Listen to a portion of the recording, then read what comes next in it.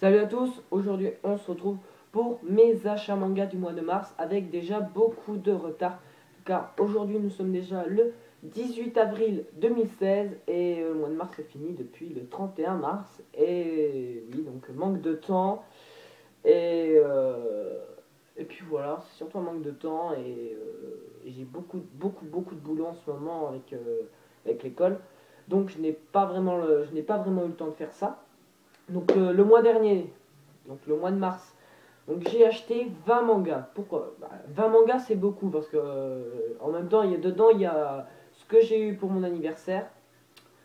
Et donc ben voilà.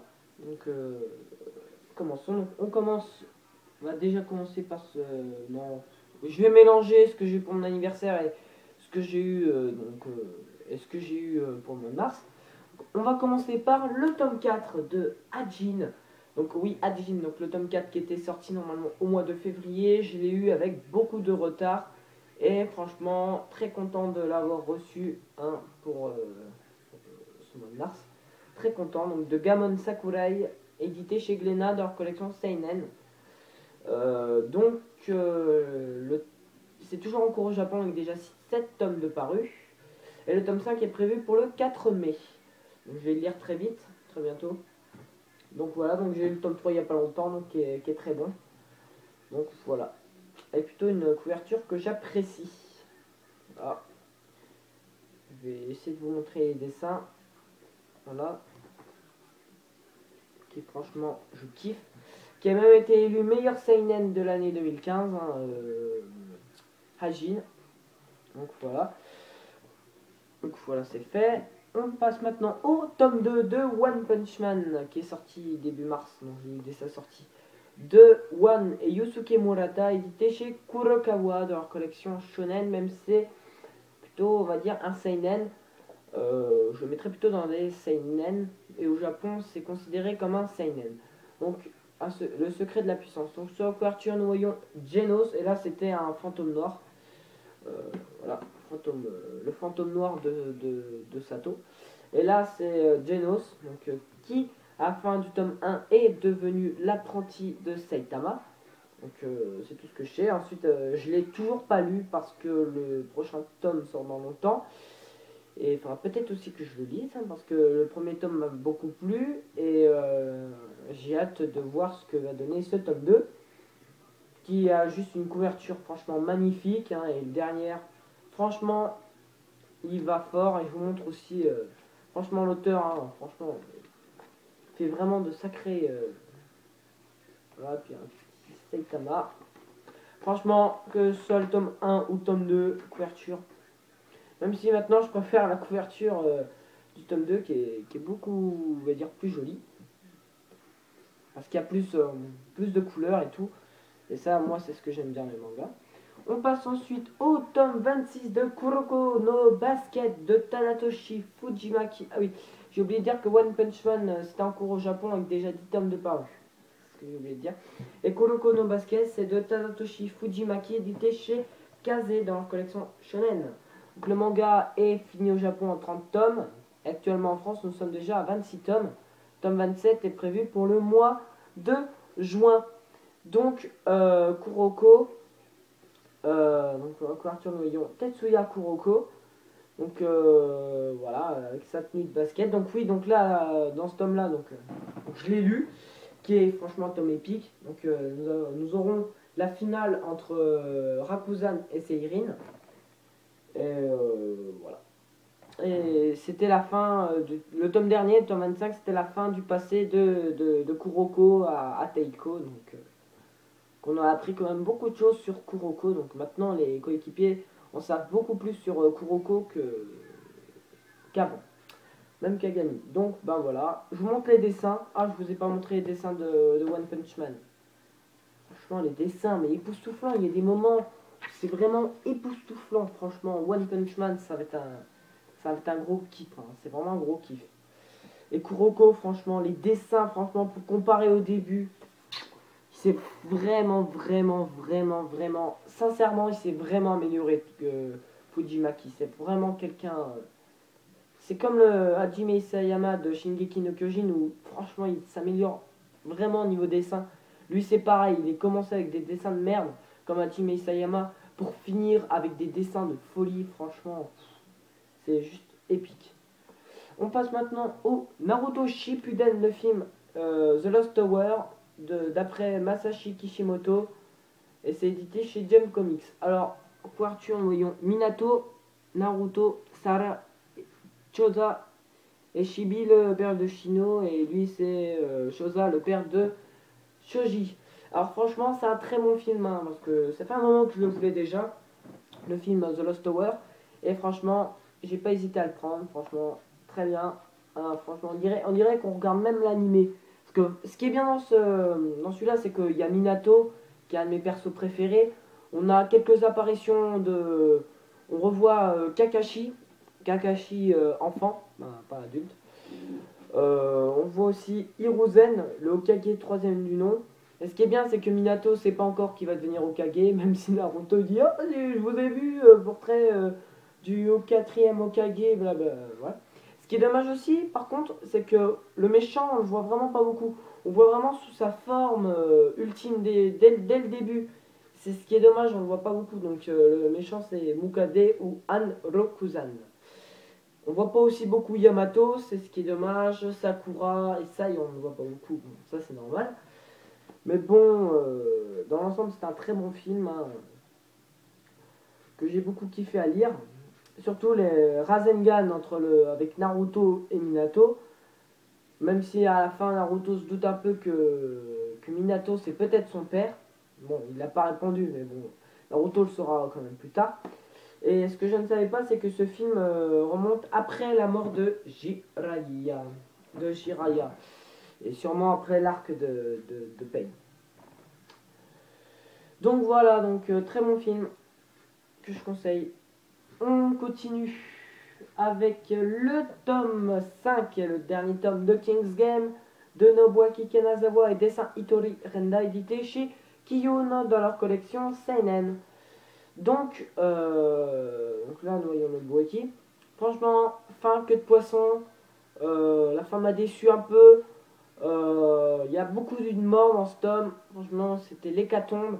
C'était franchement très cool. Sauf la fin. Voilà.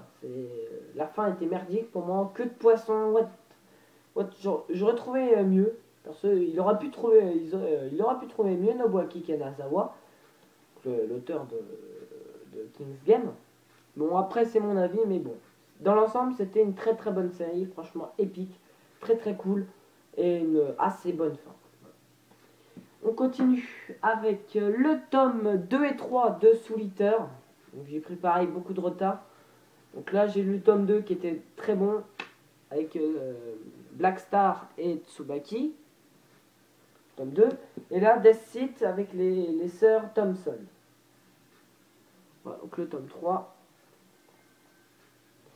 Que j'ai toujours pas lu. Par contre le tome 2 je l'ai lu. Bon, je vais vous montrer les dessins de Soul Eater qui est dans l'ensemble pas trop mal aussi. Ah, je vous ai pas montré. Oula, beaucoup oublié. Je vous ai pas montré les dessins de King's Game. Franchement, ça fait un peu flipper. Il y a des moments où ça fait vraiment flipper. Puis derrière, magnifique. Hein. Franchement, King's Game, c'est une très très très bonne série que je conseille. Et Soul Eater, c'est pas mal au début. Bon, apparemment, après, ça part vite dans le globe. Donc, j'ai hâte de voir ce que ça va donner. On continue avec Naruto, tome 70 de Masashi Kishimoto, édité chez Kana dans leur collection Shonen. Donc, ben voilà, donc c'est fini en 72 tomes, et là nous sommes déjà à 70 tomes. Le tome 71 est prévu pour le 8 juillet. Franchement, très très belle couverture, avec Naruto, Sasuke, Hashirama, Indra, non, Ashura, voilà, Ashura, lui c'est Indra et Madara. Le père Ermite Rikudo et Kaguya. J'ai pas lu le tome, mais je l'ai un peu feuilleté. Donc, la résurrection, on va dire, de Naruto et Sasuke. La mort de Madara. Enfin, la fin du combat Madara-Gai, qui était juste épique. On va dire Gai qui est revenu qui va être sauvé. Des conneries de ce genre. Parce qu'il a fait un très très bon combat. Et puis avec le début du combat avec Kaguya, Sasuke et Naruto. Voilà, c'est rien d'extraordinaire, hein. Ce début de tome est pas, a l'air bien, mais j'ai vu un peu la fin, c'est merdique. Ça commence à partir dans le what the fuck et le tome 71 risque de me décevoir. Parce que avec Kaguya, quand j'ai lu en scan, c'était pas un truc exceptionnel, bordel, c'était nul. Et après, à la fin, le combat Naruto Sasuke, oh putain, qu'est-ce que c'était nul à chier. Il y avait pas, il y avait, en 5 chapitres, c'était fait. Là, en 9 scans, Kaguya est morte. Franchement. Et c'est pour ça que la fin est vraiment merdique. Et Kishimoto s'est vraiment planté là-dessus. Et c'est quasiment sur toute la guerre.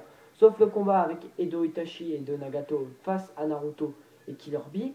Et le combat Gai Madara où c'était vraiment très très très très très très très très très très bon.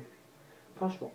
Donc voilà pour Naruto. Mais je continue la fin de cette série parce que c'est mon manga préféré et mon tout premier manga. Et franchement, il faut que je continue. Voilà. Ensuite, nous passons à les tomes 5 et 6 de Prisonnier Riku de Shinobu Seguchi, édité chez Akata dans leur collection Shonen. Donc le manga est toujours en cours au Japon avec déjà 25 tomes de parus. Et nous sommes déjà à 14 tomes en France. Le tome 15 est prévu pour le mois de mai. Donc là, sur la couverture, là nous voyons Riku et Renoma. Et là, nous voyons Riku et Renoma et un autre nouveau personnage. Un démon arrive et l'autre était le retour du chef. Donc voilà, donc Prisonnier Riku, c'est un gros coup de cœur que je vous conseille de commencer parce que c'est juste monstrueusement bien écrit. Et on finit, enfin non, on finit pas, donc donc j'ai du tome 3 à 6 de Tokyo Ghoul. Donc tome 3 avec Inami en couverture. Je vous montre tome 4 avec Tsukiyama en couverture. Tome 5 avec Lise en couverture, qui est très swag. Et tome 6 avec... comment elle s'appelle? Ah putain, c'est pas marqué. Juzo, là, c'est celle qui fait partie des colombes. Donc voilà, Tokyo Ghoul de Sui Ishida, édité chez Glénat, pardon, dans leur collection. Shonen, même si, voilà, je mettrai plus dans un seinen à partir du tome 7 parce que ça devient de plus en plus gore. Franchement, c'est un très bon manga que je vous conseille. Comme Prisonnier Riku, c'est un gros coup de cœur de l'année 2015 parce que j'ai commencé en 2015 et je finirai en 2000, je ne sais pas combien. Donc voilà pour euh, Tokyo Ghoul. Donc là, il faut que je me dépêche parce que ça commence à devenir long. Et on finit par du tome 56 à 61 de One Piece. Donc je vous montre 56. Je peux vous dire avec Ivankov devant. 57. Donc 56, c'est ce que j'ai lu qui est très bon que je vous conseille. Avec Barbe Blanche en couverture. Avec Luffy. Les trois amiraux avec Ace, Garp et Sengoku. 59 avec la mort de Ace, Jinbei Barbe Blanche. 60 avec Luffy, Dragon, Rayleigh et Sabo et Ace. Et 61 avec les Mugiwara 2 ans plus tard. Et, voilà, qui est très stylé. Donc bah voilà, donc de Eiichiro Oda, il était chez Glénat, leur collection Shonen. Donc le manga qui est toujours en cours avec déjà 81 tomes de parus. Et en France, nous sommes actuellement à 78 tomes. Voilà. Donc franchement, One Piece, très bon, tome 56, ça claque sa mère. Et 57 à 61, ça va claquer les dents. 61, on passe au nouvel arc. À partir de ce tome-là, nouvel arc et... comment dire ah, purée. On passe au nouveau monde, voilà, c'est ce que je cherchais. Et je vous montre les dessins de One Piece, qui est juste, franchement, pas monstrueux. J'étais pas très fan des dessins de One Piece au début, mais c'est juste monstrueux. Donc voilà, donc j'espère que vous avez apprécié cette vidéo sur mes achats manga du mois de mars. Hein. Je vais essayer de vous montrer vite fait, pas tous les tomes, mais voilà, donc beaucoup de tomes hein, achetés ce mois-ci, le mois dernier. Donc j'espère que vous avez apprécié mes achats du mois de mars et on se retrouve bientôt pour mes achats du mois d'avril. Allez, ciao!